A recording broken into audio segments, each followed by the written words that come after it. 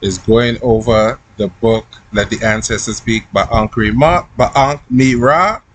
This would be a part 2 dealing with the biliterals. Biliterals are the phonographs that represent two consonantal signs.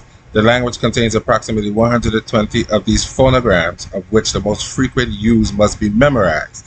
Exercise A. Anteriority of the biliteral.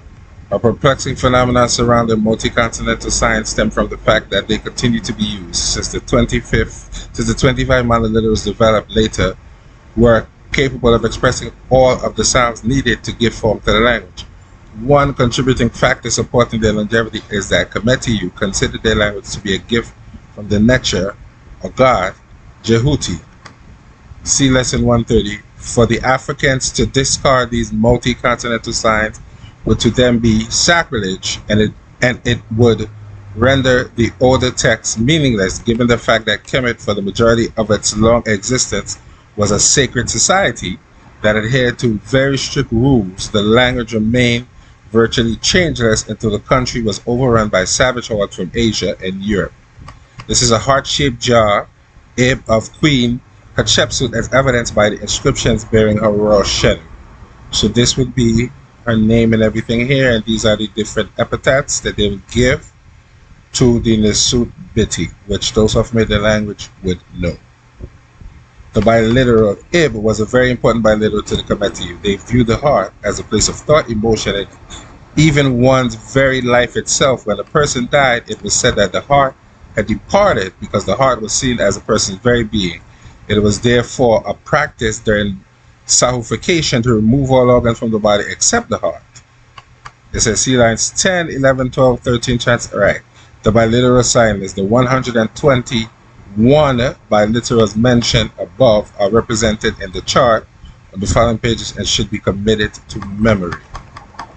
The first one here would be Sa. You see it here, wooden column, and the sound value is like ah. This would be a lasso. This is the IPA symbol, which is the International Phonetic Alphabet, and it's a lasso, and it's Wa. This one is a Jabiru bird or wood ibis. This is the IPA symbol, and it's Ba. This one is a pintail duck. This is the IPA, and it's pronounced Pa. You have the sickle right here, and this is the IPA symbol, and the IPA is basically something for academic standards when they're doing transliteration. This is how you would see it appear, and it's a sickle, and it's Ma'a. Then you have a cluster of papyrus. This is the IPA, and the sound is Ha. This would be a leaf, stack, and root of a lotus. That's the IPA, and it would be pronounced a soft Ka. Then we go down here. This is a hall of columns.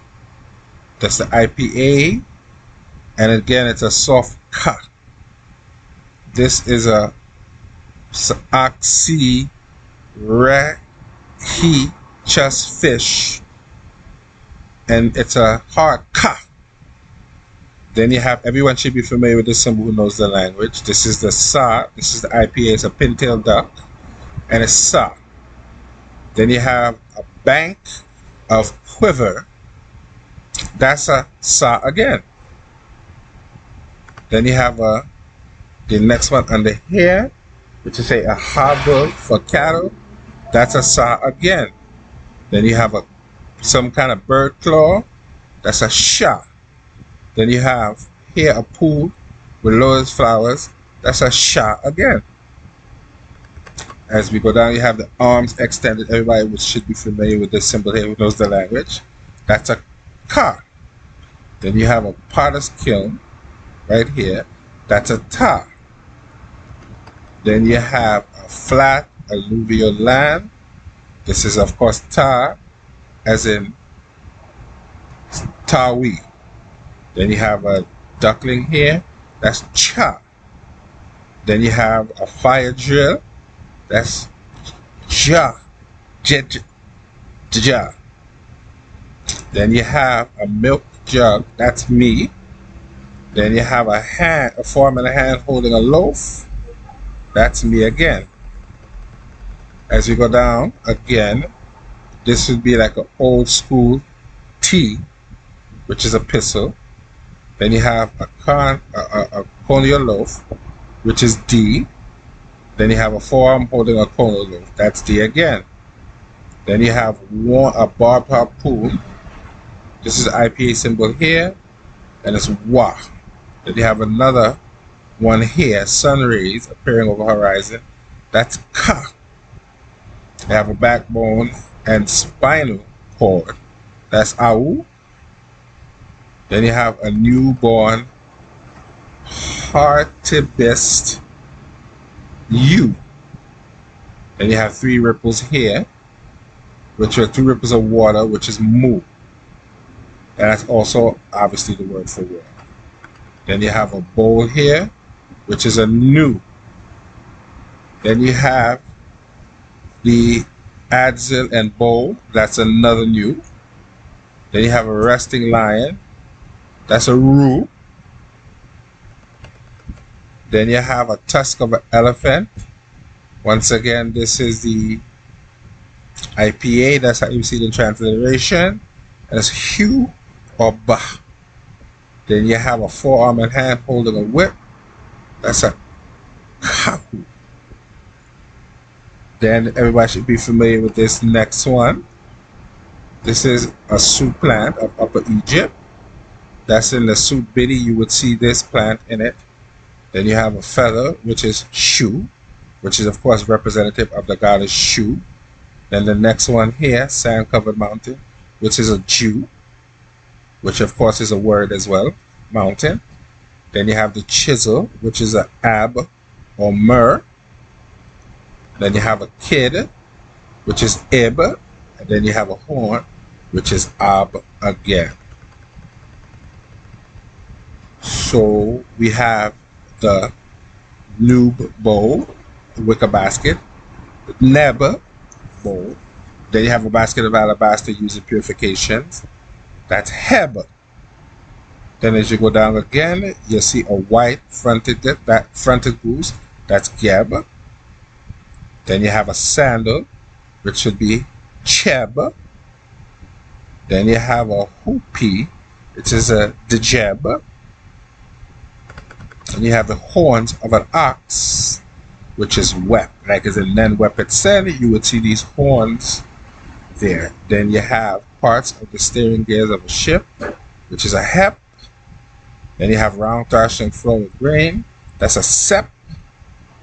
Then we go down here, we have a centron for fumigation, that's a Kep. Then we have, of course, the Tep, which is the profile of a man's head. Tep, like as hem letter, and Tepi. Then you have a dagger, which is also Tep. Then you have this symbol here, which says Im or M, like as in Asa M Ka. Then you have a butcher's knife, which is a Nem. Then you have a well full of water, which is Hem. Then you have reeds growing side by side, which is a Sem. Then you have, of course, everyone should know the symbol because they have plenty of arguments on YouTube about it. This is the Kemp symbol, which they say is a charcoal. Some people say it might possibly be an alligator's tail. That is Kemp. Then you have this bird here. This is a black ibis, which is Gem. Then you have a sledge, which is Tem. And then you have a fish, which is In. Then you go down here, you have a desert here, which is a rabbit, which is Wen. And you have a flower, that's Wen again. Then you have a cross formed by 2 jointed planks, cursive hieratic identified, Wen. Then you have this one here, which people should be familiar with, which is Min, as in the god Min. Or you see this in the word Amen. Then you have the 2 rushes with shoot, that's Nen. Then you have, this is a herb, which is hen. Then you have a receptacle, which again is hen. They have a pintail duck alighting, replaces the other pintail duck in cursive and sometimes in formal. Then you have a goat skin, which is a ken. Then you have arms rowing, which is a ken. Then you have a two barbed arrowhead, which is a sen, as in like brother. Then you have a loop cord, which is shen, as in shenu. Then you have irrigation runnels, which is a quen. Then you have the ear, which is an eye. Then you have the word sorrow, sparrow, swallow or martin, which is word. And you'll see this in certain words that deal with like negative emotions and sorrowful states of being. You'll see that glyph. Then you have a per, which of course is a house, or it could also mean interior. Then you have the merho, which of course would deal with love. Then you have the mer here again, which is a channel filled with water, which would deal with like merry, beloved. Then you have the mer or ab, which is a chisel. Then you have the her, which of course is another face glyph, which of course would stand for face, and upon and a couple of other words. Then you have then you have pet here, which of course means sky. See, another her here, which means a man falling. A cur, which means a man falling. Then you have another cur here, which is a butcher's block. Then you have ter, which is palm branch stripped of leaves, plus a mouth glyph. This is the little mouth glyph underneath here, which we would have discussed before. And this is a bundle of flax, and the sound value is jer. This is a fishing net, which is ah or ah. Then of course you have the phonetic values here, which means when you're doing transliteration, this is how you would see it. The hindquarters of a lion or leopard, a pet. Then you have a whip. This is, of course, the transliteration here, the IPA, and a meh. Then you have a center guinea fowl, which is ne, as in like nehesi. Then you have the necha with arms raised to the sky, which is a ha, as in like, forever or millions. You would see this would represent that ha. Then you have a booth supported by pole, which is a she. So I'm going to stop here for the time being. Just a little post of sharing for those who might be interested in learning the language. I'm just taking you on my learning journey with me. So hopefully you find this video interesting and you leave some comments and some suggestions on the video.